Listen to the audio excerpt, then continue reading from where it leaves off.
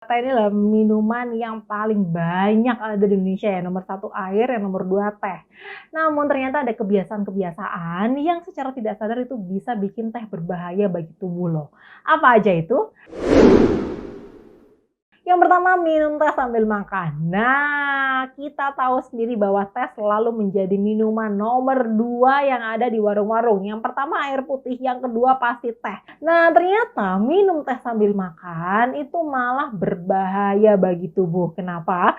Karena teh itu mengandung kafein. Walaupun tidak sebanyak kopi, tapi kafein pada teh jika dikonsumsi sambil makan itu punya dampak pada tubuh, di mana kafein dapat menghambat reseptor vitamin D dalam tubuh yang membatasi jumlah vitamin D yang diserap, seperti suplemen yang mengandung vitamin D3. Berkurangnya vitamin D pada tubuh dapat mempengaruhi penyerapan dan penggunaan kalsium dalam membangun tulang yang kuat. Jadi orang-orang yang sering minum teh sambil makan biasanya lebih rentan terkena osteoporosis, pengeroposan tulang. Kafein juga merupakan diuretik yang bikin teman-teman gampang beser setelah minum teh. Gak cuman besernya aja sih, efek pipis terus ini dapat mengeluarkan vitamin yang larut dalam air seperti vitamin B kompleks dan vitamin C. Nah, selain itu kafein juga dapat mengurangi tingkat penyerapan zat besi di usus hingga 80% nih teman-teman. Teh juga mengandung tanin, di mana tanin ini adalah jenis polifenol yang dapat menyebabkan rasa pahit, rasa astringen pada teh. Nah, tanin ini dapat mengikat zat besi yang menghalangi penyerapan zat besi dalam usus. Nah, biasanya orang-orang yang sering minum teh sambil makan bisa mengalami gejala kekurangan zat besi, anemia zat besi. Oleh karena itu, disarankan untuk mengkonsumsi teh, beri jeda 1 jam setelah makan untuk mendapatkan nutrisi yang optimal dari makanan yang kita konsumsi. Yang kedua, minum teh dengan susu. Wah, terutama Gen Z, zaman-zaman kekinian ini banyak banget minuman yang mencampur teh dengan susu, apalagi ditambah boba ya. Enak banget.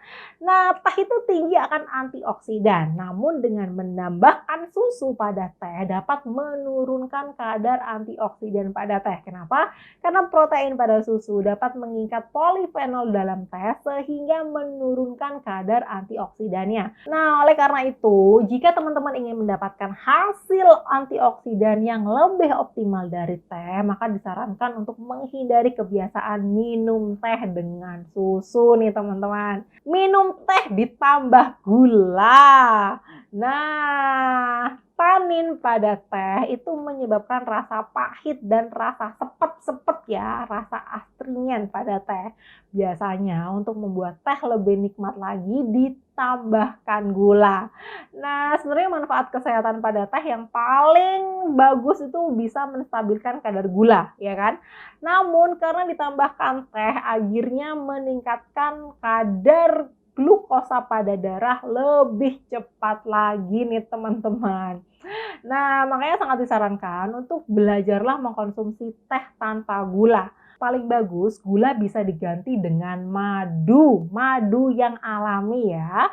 Kombinasi teh dengan madu ini bagus sekali untuk membantu meningkatkan sistem pencernaan kita dan membantu memerangi bakteri H. pylori pada saluran pencernaan. Pada waktu kita diare gitu ya, teh dengan madu sangat bagus untuk meningkatkan saluran pencernaan kita nih teman-teman. Jadi daripada menambahkan teh dengan gula, lebih baik ganti dengan madu. Tapi ya tetap madunya jangan banyak-banyak, cukup 1-2 sendok makan saja. Minum teh botol dan teh kotak. Nah, banyak sekali orang-orang karena males bikin teh sendiri di rumah akhirnya nyetok teh botol dan teh kotak. Sebenarnya nggak salah sih kalau misalnya emang kepengen minum rasa-rasa teh gitu ya.